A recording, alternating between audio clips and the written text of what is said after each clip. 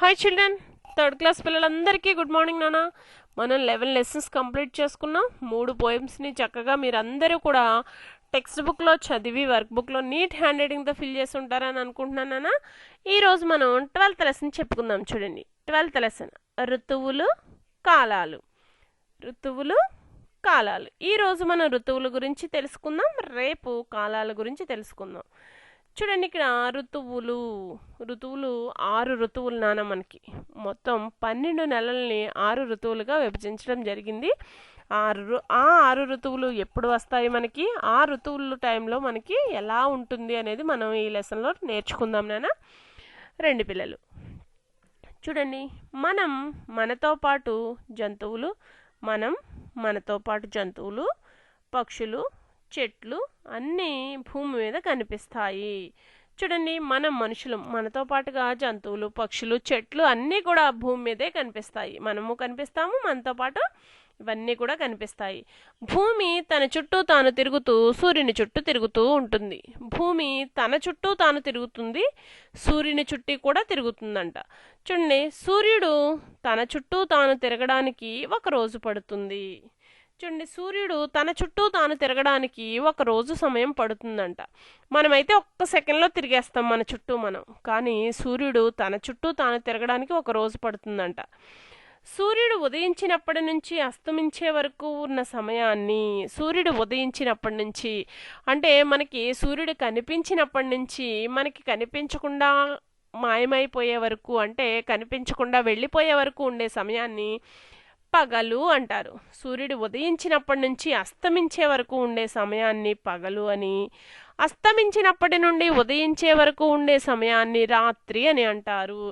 చూడండి, ఉదయించినప్పటి నుంచి అస్తమించే వరకు అంటే సూర్యుడు కనిపించినప్పటి నుంచి మనకి కనిపించకుండా పోయే వరకు ఉన్న సమయాన్ని పగలు అంటారు. సూర్యుడు కనిపించకుండా పోయిన సమయం నుంచి మళ్ళీ ఉదయించే వరకు ఉండే సమయాన్ని రాత్రి అంటారు. ఒక పగలు ఒక రాత్రి కలిస్తే ఒక రోజు అవుతుంది. ఒక పగలు ఒక రాత్రిని కలిపితే ఒక రోజు అంటాము. ఇలాంటి 365 రోజులను సంవత్సరం అంటారు. ఇలాంటివి 365 రోజుల్ని ఒక సంవత్సరం అంటారంట. చూడండి, ఇక్కడ సంవత్సరానికి 12 నెలలు. సంవత్సరానికి 12 నెలలు. తెలుగు నెలలు చైత్రమాసంతో ప్రారంభమవుతాయి. సంవత్సరానికి 12 నెలలు ఉంటాయి నాన్న. ఆ 12 నెలలు మనకి ఇంగ్లీష్లో తెలుసు, మనం ఎప్పటి నుంచో నేర్చుకుంటున్నాము. జనవరి, ఫిబ్రవరి, మార్చి అని. జనవరి నుంచి డిసెంబర్ వరకు ఉన్న ఇంగ్లీష్ నెలలు మనకు తెలుసు, కానీ మనకి తెలుగు నెలలు కూడా ఉన్నాయి నాన్న. తెలుగులో నెలలు కూడా ఉన్నాయి. ఆ తెలుగు నెలలు ఏంటో మనం ఇప్పుడు చూద్దాం. తెలుగు నెలలు మొదటి నెల చైత్రమాసంతో మొదలవుతుంది. ఇక్కడ చూడండి, అంటే మనకి చైత్రమాసంలో ఉగాది పండుగ వస్తుంది. మార్చ్ అంటే అప్పుడు స్టార్ట్ అవుతుంది మనకి తెలుగు సంవత్సరం, అప్పుడు మొదలవుతుంది నాన్న. చూడండి, చైత్రం, వైశాఖం, జ్యేష్టం, ఆషాఢం, శ్రావణం, భాద్రపదం, ఆశ్వయుజం, కార్తీకం, మార్గశిరం, పుష్యం, మాఘం, ఫాల్గుణం. ఈ 12 కూడా తెలుగు నెలలు. భూమి సూర్యుని చుట్టూ తిరగడం వల్ల ఋతువులు ఏర్పడతాయి. భూమి సూర్యుని చుట్టూ తిరుగుతూ ఉంటుంది కదా, అలా భూమి సూర్యుని చుట్టూ తిరగడం వల్లే ఋతువులు అనేవి ఏర్పడ్డాయి. 12 మాసాలను 6 ఋతువులుగా విభజించారు. ఇక్కడ మాసం అంటే నెల నాన్న. 12 నెలల్ని కూడా 6 ఋతువులుగా విభజించారు. అంటే 2 నెలలు ఒక ఋతువు. చూడండి, 12 నెలల్ని 6 ఋతువులుగా విభజించినప్పుడు 2 నెలలు కలిపి ఒక ఋతువుగా ఏర్పడిందనమాట. ఋతువులు, ఆ ఋతువులకు సంబంధించిన మాసాలు, ఆ ఋతువుల ధర్మాలు పట్టిక ద్వారా తెలుసుకుందాం. అసలు ఋతువులు అంటే ఏంటి, ఆ ఋతువులకు సంబంధించిన మాసాలు అంటే ఆ ఋతువు ఏ నెలల్లో ఉంటుంది, ఆ ఋతువుల ధర్మాలు పట్టిక ద్వారా తెలుసుకుందాం అన్నట్టు. అంటే ఆ ఋతువు యొక్క లక్షణాలు, ఆ ఋతువులు వచ్చినప్పుడు మనకి వాతావరణంలో జరిగే మార్పులు.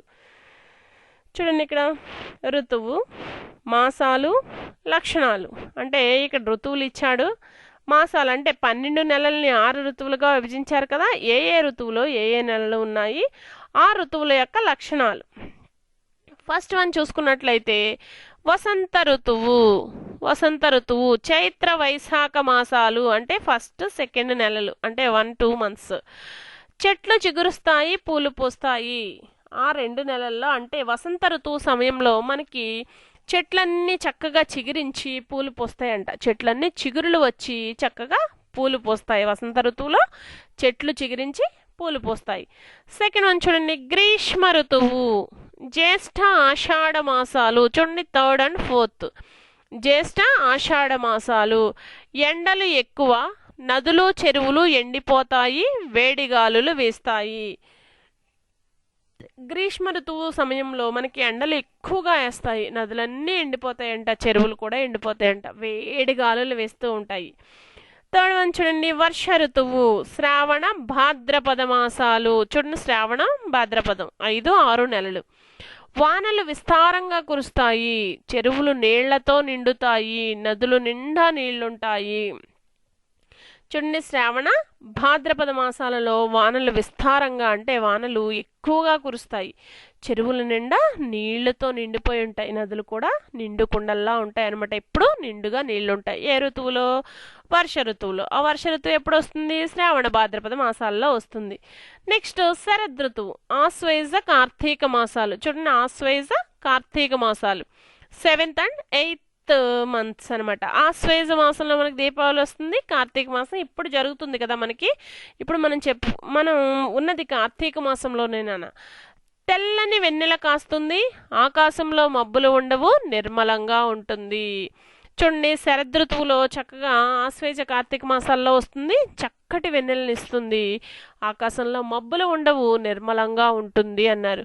కానీ మనకి ఏంటంటే వాతావరణ కాలుష్య రీత్యా మనకి తుఫాన్లు అనేవి రావడం వల్ల ఇప్పుడు కూడా ఆకాశంలో మబ్బుల్ని మనం చూస్తున్నాం నాన్న. యాక్చువల్లీ అయితే శరదృతువులో వర్షాలు ఉండవు, అంటే మబ్బులు ఉండవు, ఆకాశంలో మబ్బులు ఉండవు. కానీ ఇప్పుడు మనం కొన్ని కారణాల వల్ల మనం తుఫాన్లు రావడంతో ఈ రోజుల్లో కూడా అంటే కార్తీక మాసంలో కూడా మబ్బుల్ని చూస్తున్నాం నాన్న. నెక్స్ట్ 5th వన్ చూడండి, హేమంత ఋతువు. హేమంత ఋతువు మార్గశిర పుష్యమాసాలు అంటే 9th and 10th మంత్స్. మార్గశిర పుష్యమాసాలు. మంచు కురుస్తుంది, చలి ఎక్కువగా ఉంటుంది, చక్కగా మంచు హిమ బిందువులు అంటే మంచు బిందువులు కురుస్తూనే ఉంటాయి, చలి విపరీతంగా ఉంటుందన్నమాట. నెక్స్ట్ చూడండి 6th వన్ శిశిర ఋతువు మాఘ పాల్గుణ మాసాలు అంటే 11th and 12th మంత్స్. చలి మరీ అధికంగా ఉంటుంది, చెట్ల ఆకులు రాలి మోడులాగా తయారవుతాయి, చలి విపరీతంగా అంటే ఎక్కువైపోతుంది అనమాట, చలి తట్టుకోలేని చలి వచ్చేస్తుంది, చెట్లు ఆకులు రాలిపోయి మోడులాగా తయారవుతాయంట. ఈరోజు ఈ పేజ్ను మనం నేర్చుకున్నాం నాన్న. నెక్స్ట్ పేజ్ రేపు లెసన్లో చెప్తాను. మీరేం చేస్తారంటే ఈరోజు ఈ పేజ్ అంతా ఒకసారి చదవండి నాన్న. ఈ పేజ్ అంతా కూడా ఒకసారి చక్కగా చదవండి.